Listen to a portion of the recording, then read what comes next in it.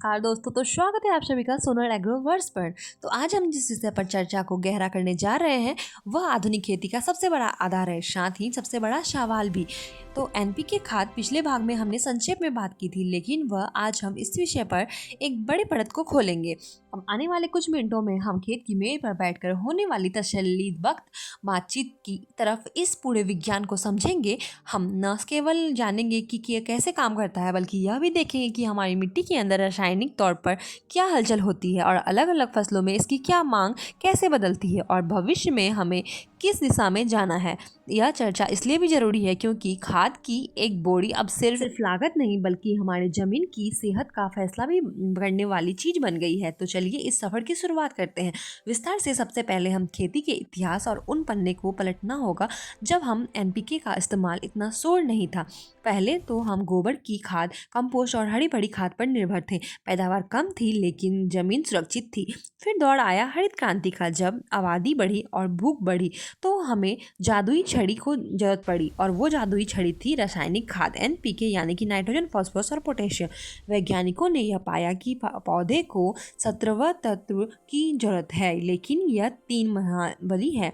अगर ये 3 नहीं मिले तो पौधा अपना जीवन चक्र पूरा नहीं कर पाएगा। लेकिन क्या कभी आपने ये सोचा कि जब आप सफेद रंग का यूरिया और काले दाने वाले डीएपी मिट्टी में डालते हैं तो अगले 24 से 48 घंटों में वहाँ क्या होता है? तो यह समझना एक किसान के लिए बेहद जरूरी है। तो आइए सबसे पहले एन यानी नाइट्रोजन की पूरी जन कुंडली समझते हैं। नाइट्रोजन पौधे के लिए वही है जो एक बच्चे के लिए दूध और प्रोटीन है। तो जब आप खेत में यूरिया फेंकते हैं तो वह सीधा पौधे को नहीं मिलता। यह एक बहुत बड़ी गलतफहमी है। यूरिया में जो नाइट्रोजन है वो अमाइड फॉर्म में होती है। मिट्टी में मौजूद एंजाइम और नमी सबसे पहले इसे अमोनियम में बदलती है और फिर मिट्टी के जो बैक्टीरिया होते हैं वो इसे नाइट्रेट में बदलते हैं। तो पौधा नाइट्रोजन को इसी नाइट्रेट के रूप में पीता है। ये प्रक्रिया तापमान पर निर्भर करती है। अगर ठंड ज़्यादा है तो यूरिया को काम करने में 7 से 8 दिन लग जाते हैं, लेकिन गर्मी में ये काम 3 दिन में हो जाता है। पौधे के अंदर जाकर नाइट्रोजन का मुख्य काम है फोटोसिंथेसिस की मशीनरी को तैयार करना। साथ ही ये पौधे की हर कोशिका में प्रोटोप्लाज्म बनाता है और जो जीवन का आधार है। जब नाइट्रोजन भरपूर मिलता है तो पौधे में ऑक्सीजन नाम का हार्मोन बनता है जो पौधे की लंबाई बढ़ाता है। और आपने देखा होगा कि यूरिया डालते ही फसल एकदम से काली हरी डार्क ग्रीन हो जाती है और तेजी से भागती है। यह नाइट्रोजन का जादू है। लेकिन यहाँ एक बेंच है, अगर नाइट्रोजन कम हुआ तो पौधे पीले पड़ेंगे और ये पीलापन सबसे पहले पुरानी यानी कि नीचे की पत्तियों पर आएगा। पत्तियां वो वी आकार में पीली पड़ जाएंगी। क्योंकि पत्तियां बहुत चालाक है। जब उसे पता लगता है कि नाइट्रोजन कम है तो वो पुरानी पत्तियों से नाइट्रोजन खींचकर नई कोपलों को दे देता है ताकि उसका वंश आगे बढ़ता रहे। लेकिन अगर नाइट्रोजन ज़्यादा हो गया तो फसल रसीली और बहुत कोमल हो जाएगी। ऐसी फसल पर कीड़े और बीमारियां चुंबक की तरह खींचे चले आते हैं। तना कमजोर हो जाता है और थोड़ी सी हवा चलने पर फसल गिर जाती है, जिसे हम लॉजिंग कहते हैं। चलते हैं दूसरे अक्षर पी यानी कि फास्फोरस की गहराई में। तो किसान भाई अक्सर डीएपी डाई अमोनियम फॉस्फेट का इस्तेमाल करते हैं। फास्फोरस का स्वभाव नाइट्रोजन से बिल्कुल उल्टा होता है। नाइट्रोजन आवारा है, पानी के साथ बह जाता है, हवा में उड़ जाता है, लेकिन फास्फोरस आलसी है। ये मिट्टी में जहाँ गिरता है वहीं पड़ा रहता है। ये मुश्किल से 1-2 इंच भी नहीं खिसकता है। इसलिए कृषि वैज्ञानिक बार बार कहते हैं कि फास्फोरस वाली खाद को हमेशा जड़ क्षेत्र में या बुआई के समय नीचे डालना चाहिए। अगर आप खड़ी फसल पर के ऊपर डीएपी फेंक रहे हैं तो मान लीजिए कि आप अपना पैसा बर्बाद कर रहे हैं, क्योंकि वो जड़ों तक पहुंचेगा ही नहीं। फास्फोरस को पौधे की एनर्जी करेंसी भी कहा जाता है। जैसे हम काम करने के लिए रुपए चाहिए होते हैं, वैसे पौधों की कोशिकाओं को काम करने के लिए एटीपी चाहिए होता है और ये एटीपी फास्फोरस से बनता है। जब बीज अंकुरित होता है तो जड़ें बनाने का काम फास्फोरस का है। अगर जड़ें गहरी नहीं होगी तो पौधा सूखा कैसे बर्दाश्त करेगा। इसके बाद जब फसल जवान होती है तो उसमें फूल आने का समय होता है। तब फास्फोरस एक प्रजनन डॉक्टर की भूमिका निभाता है। ये तय करता है कि फूले झरे नहीं बल्कि फल में बदले। अगर आपके खेत में फास्फोरस की कमी है तो आप देखेंगे कि पौधे की पत्तियां हल्की बैंगनी या जामुनी रंग की हो रही है। ऐसा अक्सर सर्दियों में मक्का या आलू की फसलों में देखने को मिलता है। पौधे की बढ़त रुक जाती है और साथ ही साथ फूल कम हो जाते हैं। और अब बात करते हैं तीसरी साथी यानी कि पोटेशियम की। तो इसे अक्सर नेग्लेक्टेड न्यूट्रिएंट या उपेक्षित पोषक तत्व कहा जाता है। किसान यूरिया और डीएपी तो खूब डालते हैं लेकिन पोटास पर हाथ खींच लेते हैं, जबकि पोटास पौधे का इम्यूनिटी बूस्टर है। इसे आप पौधे का यातायात पुलिसकर्मी भी कह सकते हैं। पौधे की पत्तियों में जो खाना बनाता है ग्लूकोज, उसे गोदाम यानी फल, दाने या आलू गन्ने के तने तक पहुंचाने का काम पोटास करता है। अगर आप चाहते हैं कि गेहूं का दाना मोटा हो और चमकदार हो, आलू का साइज बड़ा हो, फल में मिठास हो और सब्जी का रंग आकर्षक हो, तो यह काम सिर्फ और सिर्फ पोटास कर सकता है। पोटास का एक और बहुत ही दिलचस्प काम है, यह पौधों को प्यास से बचाता है और पत्तियों के नीचे छोटे छोटे छिद्र होते हैं जिसे स्टोमाटा कहते हैं। पोटास इन छिद्रों का गार्ड है और जब धूप तेज होती है और पानी की कमी होती है तो पोटास इन छिद्रों को बंद कर देता है ताकि पौधे का पानी ना उड़े। जिन खेतों में पोटास सही मात्रा में डाला जाता है वहाँ की फसलें पाले, फ्रॉस्ट और सूखे दोनों से आसानी से झेल लेती है। और अगर पोटास की कमी हुई तो पत्तियों के किनारे एक जलने लगते हैं और जैसे किसी माचिस ने से आग लगा दी हो, और इसे ही मार्जिनल फायरिंग कहते हैं। तना कमजोर रहता है और फसल में रोग प्रतिरोधक क्षमता खत्म हो जाती है। जब हमने इन तीनों के काम करने का तरीका बहुत गहराई से समझ लिया है तो चलिए इनका मुनाफा और नुकसान की किताब को खोलते हैं। यह समझना इसलिए जरूरी है क्योंकि आज का किसान असमंजस में है। एक तरफ उत्पादन का दबाव है और दूसरी तरफ मिट्टी की पुकार। एनपीके खादों के फायदे यानी प्रोज की बात करें तो सबसे बड़ा फायदा खाद्य सुरक्षा। भारत की आबादी 140 करोड़ के पार जा रही है। इतनी बड़ी आबादी का पेट भरने के लिए हमें सघन खेती, इंटेंसिव फार्मिंग करनी पड़ती है और एक साल में 3 फसलें लेनी पड़ती है। जमीन को आराम नहीं मिलता है। ऐसे में जमीन से जो पोषक तत्व निकलते हैं उनकी भरपाई इतनी तेज सिर्फ रासायनिक खाद से ही कर पाते हैं। और गोबर की खाद में नाइट्रोजन मुश्किल से 0.5% होती है, जबकि यूरिया में 46% होती है। यानी एक कट्टा यूरिया जितना नाइट्रोजन देने के लिए आपको कई ट्रॉली गोबर की खाद चाहिए होगी। इसलिए आज के समय में उपलब्ध होना होगा।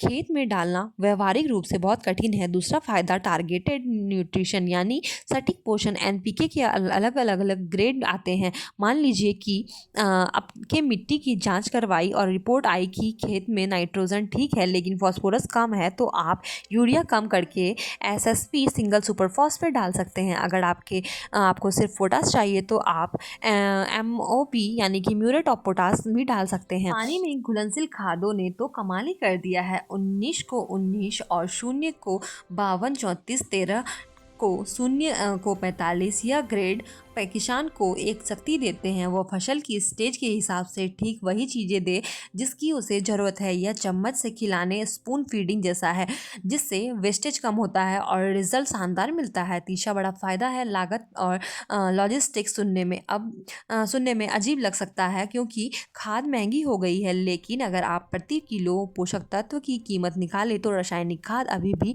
जैविक स्रोतों के मुकाबले सस्ती और सुगम पर भी है। इससे एक जगह दूसरी जगह ले जाने से स्टोर करना, खेत में छिड़कना बहुत ही आसान है। यह मजदूरों की कमी वाले दौर में बहुत ही बड़ा वरदान है। लेकिन दोस्तों, तस्वीर का दूसरा बड़ा पहलू बहुत डरावना है। एनपीके के अंधाधुंध और असंतुलित प्रयोग के नुकसान भी काफी कैंसर की तरफ फैल रहे हैं। सबसे बड़ा और गहरा नुकसान मिट्टी की संरचना का विनाश। हमारी मिट्टी सिर्फ रेत और धूल नहीं बल्कि यह एक जीवित तंत्र है जिसमें ह्यूमस होता है जो कणों को आपस में जोड़कर रखता है ताकि हवा पानी का आवागमन हो सके। लगातार एनपीके डालने से, कार्बनिक खाद, गोबर स्लैश कचरा न डालने से मिट्टी का ऑर्गेनिक कार्बन घट गया है और मिट्टी ईंट जैसी सख्त हो गई है। अब बारिश होती है तो पानी जमीन के अंदर नहीं रिसता बल्कि वह बह जाता है और जब धूप निकलती है तो जमीन फटने लगती है। जड़ों को सांस लेने में जगह नहीं होती है। तो हम अपनी धरती माँ को सीमेंट की फर्श में बदल रहे हैं। और दूसरा नुकसान मिट्टी का रासायनिक संतुलन बिगड़ना, यानी कि हर खाद का अपना एक प्रभाव होता है। जिसे यूरिया और डीएपी लगातार डालने से मिट्टी और अम्लीय एसिडी हो जाता है और जबकि मिट्टी का पीएच 6 से नीचे यानी कि 8 से ऊपर चला जाता है तो यह अजीब घटना होती है। मिट्टी में पोषक तत्व तो मौजूद होते हैं लेकिन वह लॉक हो जाते हैं, पौधा उन्हें ले नहीं पाता है। किसान ऊपर से और खाद डालता है लेकिन फसल को लगाता नहीं है। यह वही बात हुई कि किसान सामने भोजन की थाली रखी है लेकिन मुंह पर टेप लगा हुआ है, तो इसे फिक्सेशन की समस्या कहते हैं, जो अंधाधुंध एनपीके के इस्तेमाल से बढ़ रही है। तीसरा बड़ा नुकसान है सूक्ष्म पोषक तत्वों की कमी, यानी कि लॉ ऑफ मिनिमम इसे कहते हैं। इसे ध्यान से समझिए। जर्मनी के एक वैज्ञानिक ने लॉ ऑफ मिनिमम का नियम दिया है। उन्होंने कहा है कि अगर एक लकड़ी की बाल्टी में 10 आटे लगे हैं और उनमें से एक फट्टा टूटा हुआ है, तो बाल्टी में उतना ही पानी भरेगा जितना वह टूटा हुआ फट्टा है, भले ही बाकी फट्टे बड़े और ऊंचे क्यों ना हो। तो हमारे खेतों में भी यही हो रहा है। एनपीके तो भर भर कर डाल रहे हैं, लेकिन जिंक, सल्फर, बोरोन, लोहा की कमी इनकी तरफ ध्यान ही नहीं दे रहे हैं। नतीजा ये हो रहा है कि एनपीके डालने के बाद पैदावार नहीं बढ़ रही है, क्योंकि उत्पादन की सीमा उस जिंक या सल्फर ने तय कर दी है जो कम है। हम सिर्फ 3 तत्वों पर पीछे ही भाग रहे हैं, 14 तत्वों को भूल गए हैं। चौथा नुकसान पर्यावरण और स्वास्थ्य। ये बहुत गंभीर मुद्दा है। हम खेत में जितना नाइट्रोजन डालते हैं, वैज्ञानिक कहते हैं कि पौधा उसका केवल 30 से 40% ही ले पाता है, बाकी 60% कहाँ जाता है? उसका हिस्सा लीचिंग होकर जमीन में नीचे पानी में घुल जाता है। पंजाब, हरियाणा और पश्चिम उत्तर प्रदेश के कई इलाकों में भूजल में नाइट्रेट की मात्रा इतनी बढ़ गई है कि वो पानी पीने लायक नहीं रह गया है। यह नाइट्रेट हमारे शरीर में जाकर ब्लू बेबी सिंड्रोम और कैंसर जैसी बीमारियों को पैदा कर रहा है। इसके अलावा खेत में बहकर ये खाद वाला पानी तालाबों और नदियों में बह जाता है, जहाँ यह जलकुंभी और शैवाल का इतना बढ़ा देता है। जीव जंतु मर जाते हैं। इसे यूट्रोफिकेशन कहते हैं। पांचवा नुकसान कीड़ों और बीमारियों का। यह एक कड़वा सच है कि ज्यादा यूरिया वाली फसल कीड़ों को दावत देती है। पौधे की कोशिका पतली हो जाती है, उसमें रस भर जाता है और माहू, तेला, सुंडी ये सब नरम और रसीले पौधे पर हमला करते हैं। फिर किसान कीड़ा मारने की दवा डालता है और इससे मित्र कीट भी मर जाते हैं। फिर खाद, फिर कीड़ा और फिर दवा। किसान इस विषैले चक्र में फंस जाता है और उसकी खेत में लागत बढ़ जाती है, मुनाफा घट जाता है। तो अब सवाल आता है कि रास्ता क्या है? हम एनपीके डालना छोड़ दें? और नहीं, ये संभव नहीं है। अगर हमने अचानक बंद कर दिया तो देश में भुखमरी की हालत हो सकती है। हमें स्मार्ट खेती यानी कि संतुलित खेती की तरफ लौटना होगा। इसका मतलब है कि इंटीग्रेटेड न्यूट्रिएंट मैनेजमेंट (INM) इसका समाधान कुछ चरणों में है। सबसे पहले अपनी मिट्टी की जांच करवाएं। डॉक्टर भी दवाई लेने से पहले खून की जांच कराता है, तो हमें बिना मिट्टी की जांच की खाद क्यों डालते हैं? सॉइल हेल्थ कार्ड को गंभीरता से लें। फिर दूसरा 4R का सिद्धांत है। 4R का सिद्धांत को अपनाएं, यानी कि राइट सोर्स, सही खाद सही का चुनाव करें, राइट रेट सही मात्रा, राइट टाइम्स यानी कि सही समय, और राइट प्लेस यानी कि सही जगह। जैसे यूरिया को एक बार ना दें, उसे 3-4 टुकड़ों में दें, स्प्लिट डोज दें। इससे बर्बादी कम होगी और पौधे को लगातार खाना मिलेगा। आजकल नीम कोटेड यूरिया आता है, वह धीरे धीरे घुलता है, उसका प्रयोग करें। डीएपी को हमेशा ड्रिल करके बीज के नीचे दे। तीसरा और सबसे जरूरी, कार्बन की वापसी। रासायनिक खाद इंजन का पेट्रोल है, लेकिन जैविक खाद, गोबर, हरी खाद इंजन का मोबाइल ऑयल लुब्रिकेंट है। अगर आप सिर्फ पेट्रोल डालेंगे तो ऑयल नहीं बल्कि तो इंजन सीज हो जाएगा। साल में कम से कम एक बार खेत में गोबर की खाद, कंपोस्ट या ढेंचा सैलेस सनाई की हरी खाद जरूर पलटें। आप वेस्ट डिकम्पोजर या जीवामृत जैसे तरल जैविक कल्चर का भी इस्तेमाल कर सकते हैं। ये मिट्टी में सोए हुए केंचुओं और बैक्टीरिया को जगाएगा। जब मिट्टी के में जान होगा तो आप जो भी एनपीके डालेंगे वो पौधे को दोगुना लगेगा। और चौथा विकल्प है नैनो टेक्नोलॉजी, यानी कि आज नैनो टेक्नोलॉजी और नैनो डीएपी बाजार में आ गए हैं और बोतल में आते हैं, और इसका छिड़काव पत्तियों पर होता है। इससे मिट्टी खराब नहीं होता है और पौधों को ज़रूरत का पोषण भी मिलता है। और हालांकि ये तकनीक अभी नई है और किसान इससे धीरे धीरे अपना रहे हैं, लेकिन ये भविष्य में उम्मीद है। अंत में दोस्तों, हमें ये समझना होगा कि एनपीके खाद फसल के लिए अमृत है या जहर। ये बात इस पर निर्भर करता है कि डालने वाले का हाथ कितना समझदार है। अति हर चीज की बुरी होती है। खेत के में हमें अब उत्पादन के साथ साथ पोषण और संरक्षण पर भी ध्यान देना होगा। मिट्टी हमारी धरोहर है और हमें इसे अपने आगे वाले पीढ़ियों के लिए उपजाऊ हालत में ही सौंपना है, तो जैसे हम अपने पूर्वजों से मिली है, न कि बंजर बनाकर। तो अगली बार जब आप खाद का कट्टा उठाएं तो एक पल के लिए जरूर सोचिए कि क्या मेरे खेत को वाकई इसकी जरूरत है और क्या मैं इसे सही के तरीके से डाल रहा हूँ या नहीं। वीडियो में सिर्फ इतना ही। मिलते हैं आपसे नेक्स्ट वीडियो में नए टॉपिक के साथ ही आप हमें कमेंट में जरूर बताएं कि अगला टॉपिक आप कौन से विषय के बारे में जानकारी चाहते हैं। और अगर आपको वीडियो पसंद आई तो वीडियो को लाइक और शेयर करना ना भूलें। साथ ही साथ हमारे चैनल को जरूर सब्सक्राइब कर ले, ताकि आप आगे भी ऐसे ही अपडेट